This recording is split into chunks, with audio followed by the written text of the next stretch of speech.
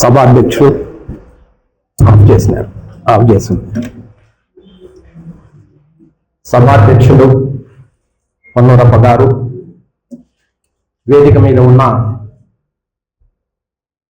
గౌరవనీయులు మిత్రులు, అదేవిధంగా ఇవాళ సమాచార హక్కు పరిరక్షణ సంఘం అనంతపురం జిల్లా 9వ మహాసభలకు విచ్చేసినటువంటి సమాచార హక్కు యోధులందరికీ వందనాలు.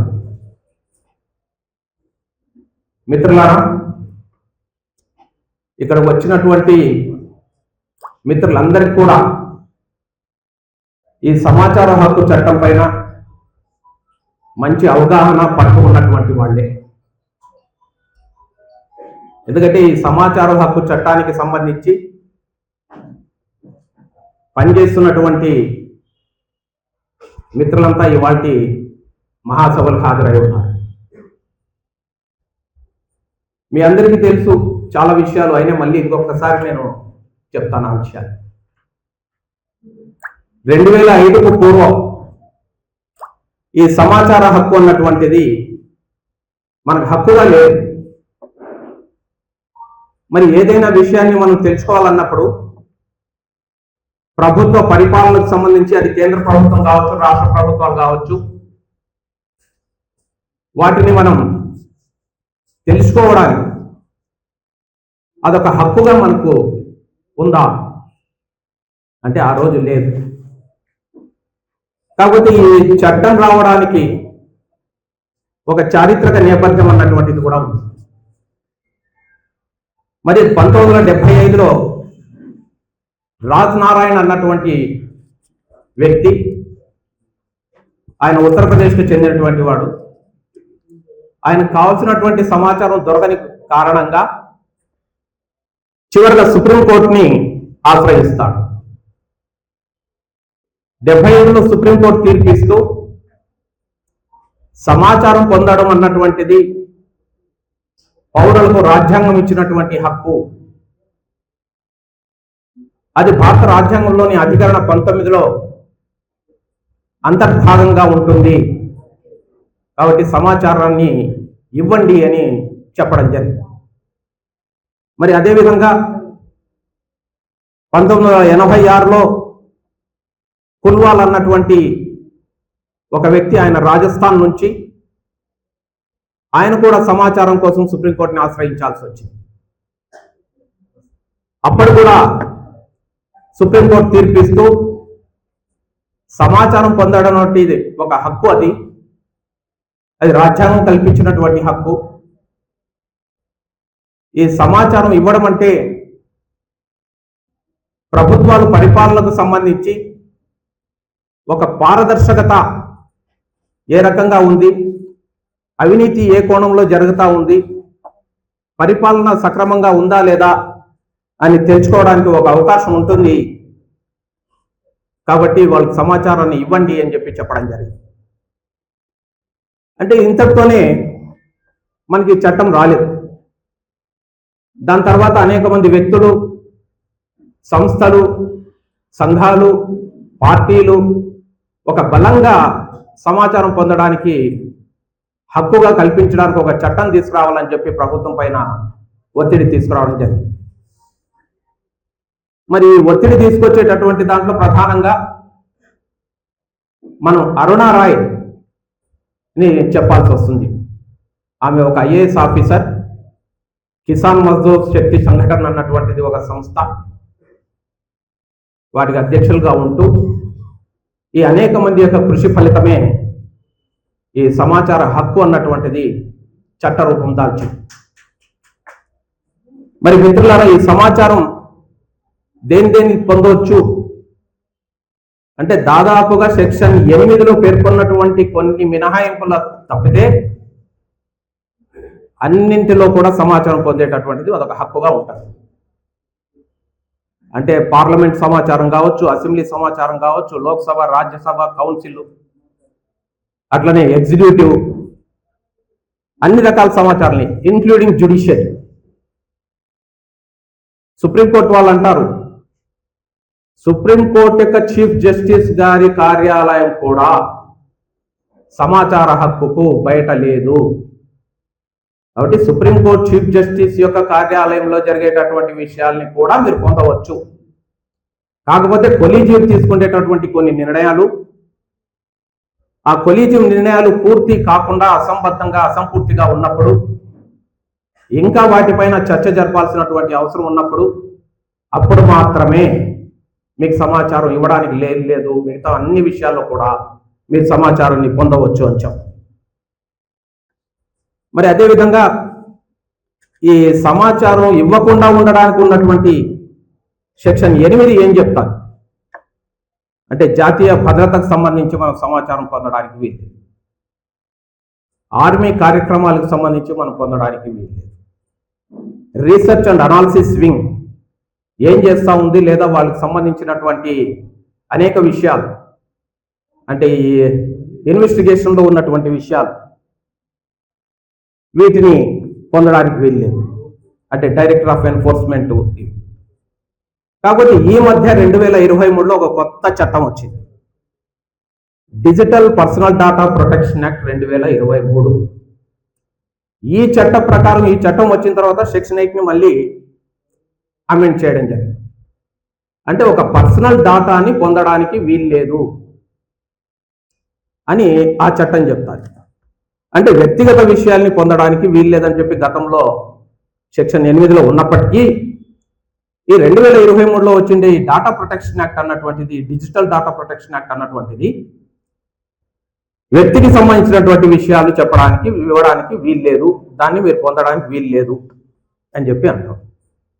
అంటే ఇందుకు ఉదాహరణ బహుశా 2022 ఏమనుకుంటా, 21, 22 ఈ ప్రాంతంలో మన అరవింద్ కేజ్రీవాల్ గారు కూడా మోడీ సార్కు సంబంధించి విద్యకు సంబంధించి ఒక సమాచార హక్కు కింద ఆయన అడుగుతాడు. అది ఆ గుజరాత్ యూనివర్సిటీ ఇవ్వని పక్షంలో చీఫ్ ఇన్ఫర్మేషన్ కమిషన్ దానికి ఇవ్వమని చెప్పి ఆదేశాలు ఇస్తారు. ఆ యూనివర్సిటీ తిరిగి గుజరాత్ హైకోర్టుని ఒక రిట్ పిటిషన్ దాఖలు చేస్తుంది దాన్ని ప్రశ్నిస్తూ. మరి గుజరాత్ హైకోర్టు వాళ్ళు ఏం చేశారు, 25,000 రూపాయలు అరవింద్ కేజ్రీవాల్కు ఫైన్ వేశారు. ఎందుకంటే అది ఆయన వ్యక్తిగత విషయాలు కాబట్టి మీరు ఎట్లా అడుగుతారు, అడగడానికి వీలు లేదు అని. సో ప్రస్తుతం అది సుప్రీంకోర్టులో పెండింగ్ ఉంది. మరి అదేవిధంగా మిత్రులారా, ఇవాళ మనం చేస్తున్నటువంటి అనేక అంశాలకు సంబంధించి ఈ సమాచార హక్కు కోసం అడుగుతున్నటువంటి మన మిత్రులు యోధులు వాళ్ళపైన అనేకమైనటువంటి దాడులు జరుగుతూ ఉన్నాయి. దాదాపుగా దేశవ్యాప్తంగా ఇప్పటి వరకు ఒక 86 మంది హత్యకు గురయ్యారు. అదేవిధంగా ఒక 300 మంది దాకా వేధింపులకు గురయ్యారు. అట్లనే ఎక్కువ దరఖాస్తులు పెట్టేటటువంటి యాక్టివిస్టులకు బ్లాక్ లిస్టులో పెట్టడం జరుగుతూ ఉంది. మరి వీటిని ప్రభుత్వాలు పునఃపరిశీలన చేయాలా, దాన్ని పరిశీలించాలా, ఈ దాడులు జరగకుండా కాపాడాల్సినటువంటి బాధ్యత ప్రభుత్వం పైన ఉంది. మరి ఇవాళ దేశవ్యాప్తంగా అంటే ఇవి ఇవ్వని పక్షంలో మనం ఏం చేస్తాము, సమాచారం ఇవ్వని పక్షంలో అప్పీల్ వెళ్తాం. అది స్టేట్ ఇన్ఫర్మేషన్ కమిషన్ దగ్గరికి వెళ్తాం. స్టేట్ ఇన్ఫర్మేషన్ కమిషన్ నుంచి కూడా రాకపోతే సెంట్రల్ ఇన్ఫర్మేషన్ కమిషన్కి వెళ్తాం. అలాంటివి ఇప్పటి వరకు దాదాపు ఒక 40,000 అప్పీళ్లు పెండింగ్ ఉన్నాయి దేశవ్యాప్తంగా. వాటిని పరిష్కరించాల్సినటువంటి అవసరం కూడా ఉంది. అదేవిధంగా ఇవాళ కరపత్రం చూసా, ఈ జిల్లా మహాసభకు సంబంధించినటువంటి కరపత్రంలో అనేకమైనటువంటి చట్టాలని అందులో పొందుపరిచారు. వాటన్నిటిని అమలు చేయాల్సినటువంటి బాధ్యత ప్రభుత్వాలపైన ఉంటుంది. మరి ఇవాళ మనం ఈ సమాచారం పొందుతున్నటువంటి వారు ఎవరు అని ఒకసారి మనం పరిశీలిస్తే 84% పట్టణాలు నగరాల నుంచి ఇవి వస్తూ ఉన్నాయి అప్లికేషన్లు, అర్జీలు. అట్లే 14% గ్రామీణ ప్రాంతాల నుంచి వస్తుంది. అంటే ప్రభుత్వ లెక్కల ప్రకారమే స్త్రీల నుంచి 8% వస్తాం. వాస్తవం చూస్తే ఇక్కడ స్త్రీలే చాలా మంది ఉన్నారు యాక్టివిస్టులుగా. మన అనంతపురం జిల్లాకు సంబంధించి 8% వస్తూ ఉంది అని వస్తున్నాయి. అదేవిధంగా దేశవ్యాప్తంగా ప్రతి సంవత్సరం 60 లక్షల సమాచార హక్కు చట్టం కింద అప్లికేషన్లు వస్తున్నాయని చెప్పి ప్రభుత్వం తమ లెక్కల్లో చెప్తా ఉన్నారు. మరి ఈ మధ్య కాలంలోనే ఆంధ్రప్రదేశ్ హైకోర్టు జస్టిస్ భానుమతి గారు ఒక తీర్పు ఇచ్చారు. ఒక వ్యక్తి సమాచార హక్కు చట్టం కింద ఒక కేసుకు సంబంధించినటువంటి ఇరు వర్గాలకు సంబంధించిన రికార్డులు కావాలని చెప్పి కోరడం జరిగింది. అంటే ఇరు వర్గాలకు సంబంధించినటువంటి రికార్డులు మీరు థర్డ్ పార్టీగా పొందడానికి వీల్లేదు. అది వాళ్ళ వ్యక్తులకు సంబంధించినటువంటి ఒక వ్యక్తిగత సమాచారం కిందకే వస్తుంది. అదేవిధంగా కోర్టులు, న్యాయవాదులు ఆ లిటిగెంట్లకు ట్రస్టీలు మాత్రంగానే వ్యవహరించడం జరుగుతుంది. కాబట్టి అది ఇవ్వడానికి వీల్లేదు అని చెప్పి తీర్పు చెప్పడం జరిగింది. అట్లనే మిత్రులారా, 2020లో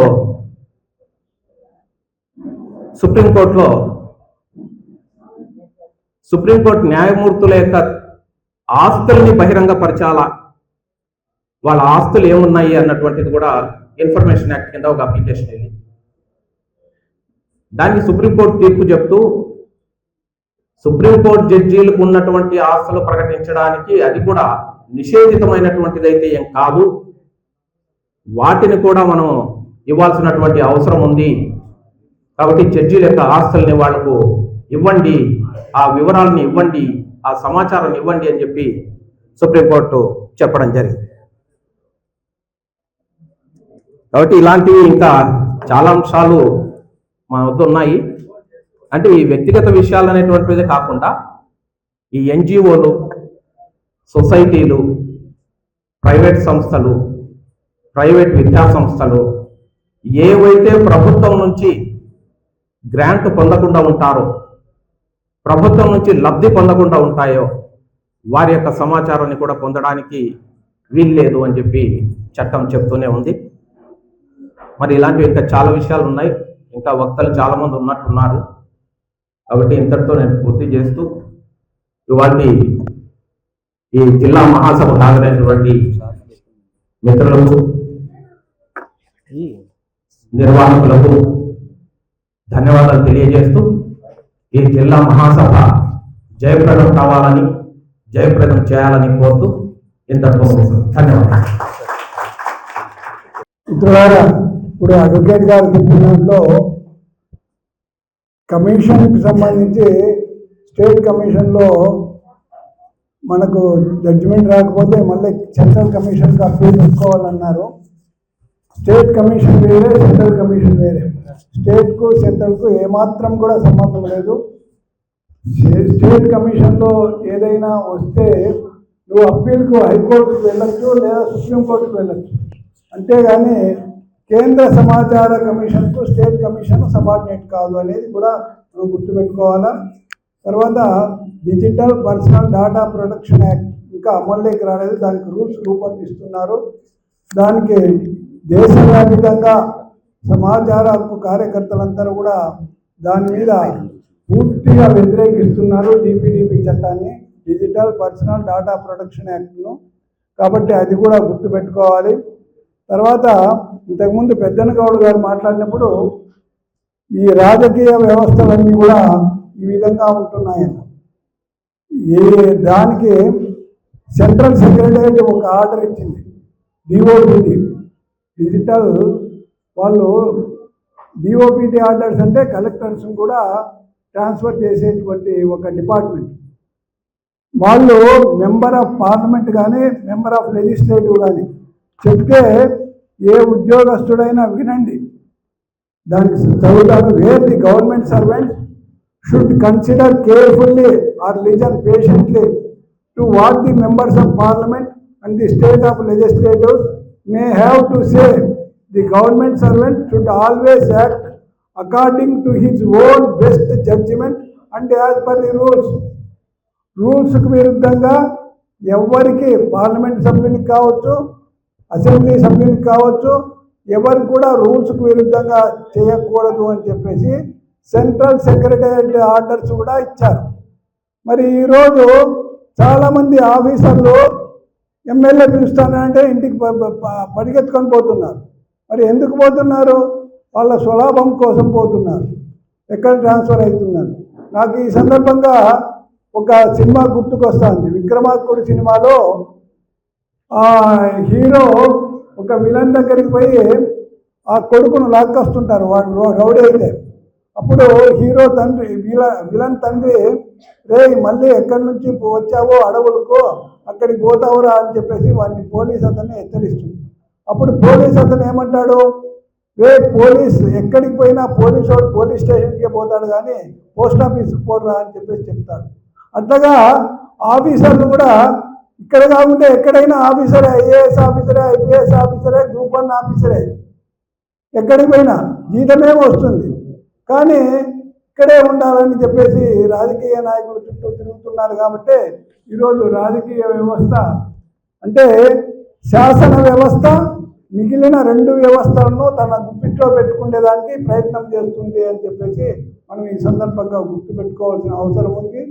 కాబట్టి ఇవి కూడా గుర్తుపెట్టుకోవాలి కోరుకుంటూ, ఇప్పుడు గౌరవనీయులు రాజ్మోహన్ గారు సిఐటియు నాయకులు, అట్ ది సేమ్ టైం ఒకనొకప్పుడు నేను అంటే ట్రేడ్ యూనియన్లో పనిచేయకూడదు అని చెప్పేసి, నేను ఉద్యోగంలో పనిచేసేటప్పుడు ట్రేడ్ యూనియన్లో పని చేయకూడదు అని చెప్పేసి నాకు ఛార్జెస్ ఫ్రేమ్ చేసింది.